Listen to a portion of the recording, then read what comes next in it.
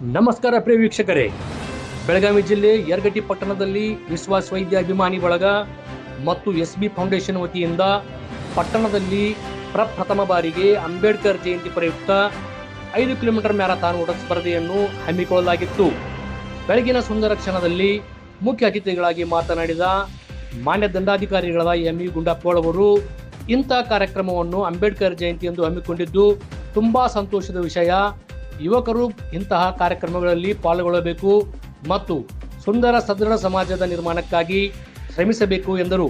ಈ ಎಲ್ಲ ಕಾರ್ಯಕ್ರಮದ ರೂವಾರಿಯಾದ ಎಸ್ಬಿ ಫೌಂಡೇಶನ್ ಅಧ್ಯಕ್ಷರಾದ ಸುರೇಶ್ ಭಜಂತ್ರಿ ನಮ್ಮ ವಾಹಿನಿ ಜೊತೆ ಮಾತನಾಡುತ್ತಾ ಸದೃಢ ಸಮಾಜಕ್ಕಾಗಿ ಇಂಥ ಕಾರ್ಯಕ್ರಮ ಅವಶ್ಯಕ ಮತ್ತು ಬಾಬಾ ಸಾಹೇಬ್ ಅಂಬೇಡ್ಕರ್ ಜಯಂತಿಯಂದು ಈ ಕಾರ್ಯಕ್ರಮ ಹಮ್ಮಿಕೊಂಡಿದ್ದಕ್ಕೆ ತುಂಬಾ ಸಂತೋಷವಾಗಿದೆ ಎಂದು ತಿಳಿಸಿದರು.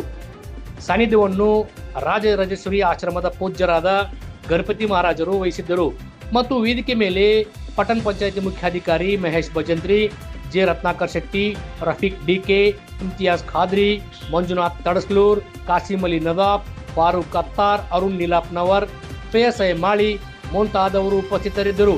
ಪತ್ರಿಕಾ ಮಿತ್ರರು ಈ ಕಾರ್ಯಕ್ರಮದಲ್ಲಿ ಉಪಸ್ಥಿತರಿದ್ದರು. ಇದೇ ರೀತಿ ಕಾರ್ಯಕ್ರಮದಲ್ಲಿ ಎಸ್ಬಿ ಫೌಂಡೇಶನ್ ಸದಸ್ಯರುಗಳಾದ ಮಾಂತು ಭಜಂತ್ರಿ, ಕೊಟ್ರೇಶ್, ನಾಗು ನಡುವಿನ್ಮಣಿ, ರಾಜೇಶ್ ಕೊಂಜಾರ್, ಮಾಂತೇಶ್ ಚನ್ಮೇತ್ರಿ, ಸತೀಶ್ ತಡಸ್ಲೂರ್ ಉಪಸ್ಥಿತರಿದ್ದರು.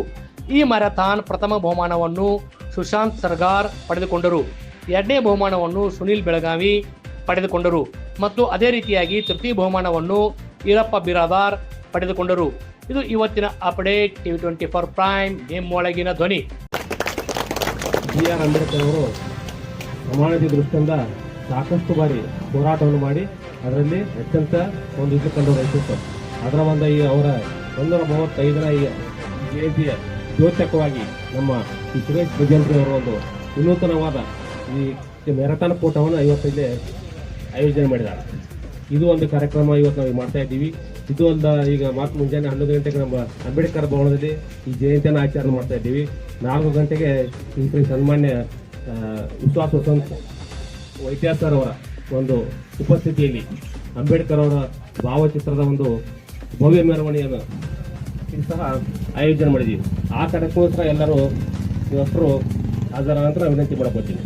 ಈ ಒಂದು ಇದೇನು ಕೂಟ ಮ್ಯಾರಥಾನ್ ಕೂಟದ ಒಳ್ಳೆಯ ರೀತಿಯಿಂದ ಅಂದರೆ ಯಶಸ್ವಿ ಆಗಲಿ ಅಂತ ಎಲ್ಲರಿಗೂ ಶುಭ ಹಾರೈಸಿ ಮುಂದೆ ಇದಕ್ಕೆ